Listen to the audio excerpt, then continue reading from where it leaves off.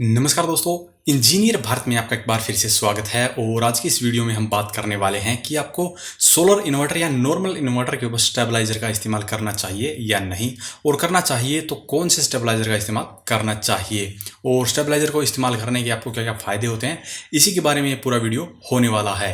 तो आपने अक्सर मेरी वीडियोज़ के अंदर देखा होगा कि जो मैंने सेटअप लगाया है सोलर इन्वर्टर का, उसके ऊपर मैंने स्टेबलाइजर का इस्तेमाल किया है। और जो मेरा पुराना सेटअप था नॉर्मल इन्वर्टर वाला, उसके ऊपर भी मैंने स्टेबलाइजर का इस्तेमाल किया था। तो यहाँ पे जहाँ पे मैं रहता हूँ, यहाँ पे जो बिजली की लो वोल्टेज की प्रॉब्लम है वो काफ़ी ज़्यादा रहती है, और मैं एयर कंडीशनर का भी इस्तेमाल करता हूँ। तो उसके कारण जो मेन सप्लाई आती है वो काफ़ी ज़्यादा ड्रॉप हो जाती है। आपको पता ही होगा, अगर एयर कंडीशनर चलता है तो ऑलमोस्ट 10 से 15 वोल्ट जो पावर है वो ड्रॉप हो जाती है। आपके घर में आने वाली टोटल पावर जो होगी, मान लीजिए आपके घर में 200 वोल्ट पावर आ रही है और आपने एयर कंडीशनर चला दिया और फुल लोड पे जो वो चलेगा, तो 10 से 15 वोल्ट कम हो जाएंगी। लगभग 190 या 185 वोल्ट के करीब आपके घर में सप्लाई रह जाती है जब एयर कंडीशनर चलता है। तो ये बात हो गई अलग। लेकिन इसका इस्तेमाल हम सोलर इन्वर्टर या नॉर्मल इन्वर्टर के ऊपर क्यों करेंगे, उसका क्या फ़ायदा होगा? तो इसका सबसे ज़्यादा फ़ायदा उनको होता है जो सोलर इन्वर्टर या नॉर्मल इन्वर्टर के ऊपर यूपीएस मोड का इस्तेमाल करते हैं। आपको पता ही होगा, इन्वर्टर के अंदर दो तरह के मोड आते हैं, इन्वर्टर मोड और यूपीएस मोड। तो जो यूपीएस मोड होता है उसकी जो स्टार्टिंग रेंज होती है वोल्टेज की, वो 180 वोल्ट होती है। यानी कि 180 वोल्ट से अगर नीचे वोल्टेज चली जाती है तो आपका जो इन्वर्टर है वो मेन सप्लाई को कट कर देता है और आपका जो पूरा लोड है वो इन्वर्टर के ऊपर चलना शुरू हो जाता है। तो जहाँ पे वोल्टेज कम रहती है वहाँ पे आपका यूपीएस मोड काम ही नहीं करता है। इसीलिए अगर आप यूपीएस मोड का इस्तेमाल करना चाहते हैं तो आपको स्टेबलाइजर का इस्तेमाल करना पड़ेगा। और यूपीएस मोड का इस्तेमाल हम जो कंप्यूटर जैसी अप्लायंस है उनको चलाने के लिए करते हैं, ताकि हमारा जो अप्लायंस है वो सही तरह से काम करता रहे। तो जैसा कि मैं हमारी यहाँ की बात करता हूँ, तो यहाँ पे जो वोल्टेज है वो 150 वोल्ट तक भी चला जाता है डाउन। तो यहाँ पे हम यूपीएस मोड का इस्तेमाल नहीं कर पाते हैं, इसीलिए उसके ऊपर मैं स्टेबलाइजर का इस्तेमाल करता हूँ, ताकि इन्वर्टर है वो 180 वोल्ट से नीचे सप्लाई जाने पर भी काम करता रहे। क्योंकि 180 वोल्ट से नीचे जब सप्लाई जाएगी तो स्टेबलाइजर जो है उसे बढ़ाकर वापस 220 के करीब रख देगा। तो आपका जो इन्वर्टर है वो यूपीएस मोड के अंदर ही काम करता रहता है। लेकिन हर जगह जो सप्लाई है वो अलग अलग रहती है। कहीं पर तो 100 वोल्ट के करीब भी सप्लाई आती है, तो वहाँ के लिए स्टेबलाइजर बहुत ज़्यादा ज़रूरी हो जाता है। हालाँकि अगर आप इन्वर्टर में इन्वर्टर मोड का इस्तेमाल करते हैं तो वो 90 वोल्ट तक भी काम कर सकता है, तो वहाँ पर आपको स्टेबलाइजर की इतनी ज़रूरत नहीं पड़ती है। लेकिन अगर आपके यहाँ पे 100 वोल्ट के करीब सप्लाई आती है तो भी मैं आपको यही सलाह दूंगा कि आप स्टेबलाइजर का इस्तेमाल ज़रूर करें, ताकि एक नॉर्मल जो वोल्टेज रेंज है उसके अंदर आपका इन्वर्टर काम करे और आपके जो सारे घर के अप्लायंस है वो उसी एक नॉर्मल वोल्टेज रेंज के अंदर अच्छे तरह से काम करता रहे।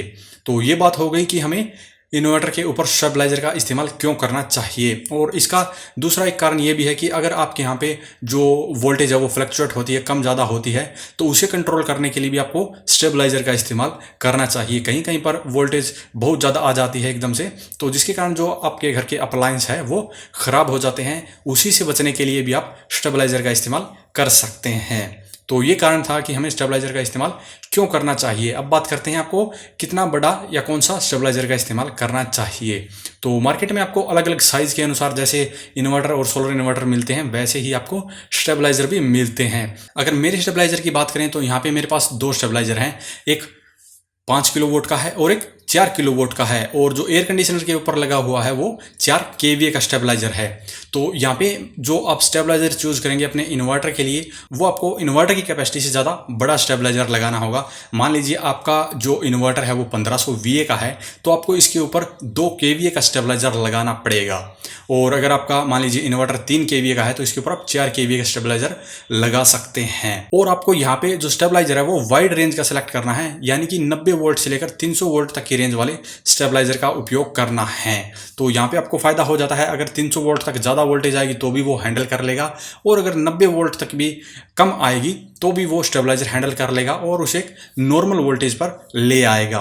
और स्टेबलाइजर लेते समय आपको कुछ बातों का विशेष ध्यान रखना चाहिए, जैसे कि जो उसके अंदर ट्रांसफार्मर यूज हुआ है उसकी जो वाइंडिंग है वो कॉपर की होनी चाहिए। हालांकि जो कॉपर वाइंडिंग वाले स्टेबलाइजर होंगे वो थोड़े से कॉस्टली पड़ते हैं, लेकिन उनकी जो लाइफ होती है वो एक एल्युमिनियम वाले से काफ़ी ज़्यादा ज़्यादा होती है और ज़्यादा अच्छे से काम करता है। तो यहाँ पे आपको दो चीज़ों का मेन ध्यान रखना है, एक 90 से 300 वोल्ट की रेंज वाला स्टेबलाइजर लेना है, एक कॉपर वाइंडिंग वाला लेना है। इसी के साथ अगर आप ड्यूल आईसी वगैरह वाले फीचर वाले स्टेबलाइजर लेना चाहते हैं तो वो भी ले सकते हैं। और यहाँ पे एक बात का विशेष ध्यान रखें कि जो लोकल आपके यहाँ पे स्टेबलाइजर वगैरह बनाते हैं उनसे आप स्टेबलाइजर मत लीजिए, क्योंकि जो उनके अंदर रिले वगैरह यूज होती है, जो कंट्रोलिंग का जो सर्किट यूज होता है वो इतना बढ़िया नहीं होता है और वो वोल्टेज को इतने अच्छे से हैंडल नहीं कर पाते हैं। हालांकि जो वोल्टेज है वो तो बढ़ा सकते हैं, लेकिन जो वोल्टेज के अंदर फ्लक्चुएशन आता है उसे वो इतने अच्छे से हैंडल नहीं कर पाते हैं।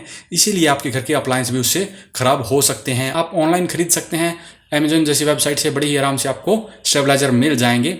और अगर आपके यहाँ पे लोकल मार्केट से आप पता करेंगे तो दो चीज़ों का विशेष ध्यान रखें कि 90 वोल्ट से और 300 वोल्ट के बीच में काम करे और कॉपर वाइंडिंग वाला स्टेबलाइजर होना चाहिए। तो उम्मीद है आपको स्टेबलाइजर के बारे में पूरी जानकारी हो गई होगी और इसके बारे में पता चल गया होगा। अगर इसके बारे में अभी भी आपको कुछ सवाल रह जाता है तो वीडियो के कमेंट बॉक्स में कमेंट करके हमसे पूछ सकते हैं। अभी के लिए इस वीडियो में इतना ही। अगर वीडियो पसंद आए तो वीडियो को लाइक करें, शेयर करें, साथ ही हमारे चैनल को सब्सक्राइब करें। सब्सक्राइब करने के साथ साथ बेल आइकन को जरूर दबाएं ताकि इसी प्रकार की वीडियो आपको समय समय पर मिलती रहे। धन्यवाद।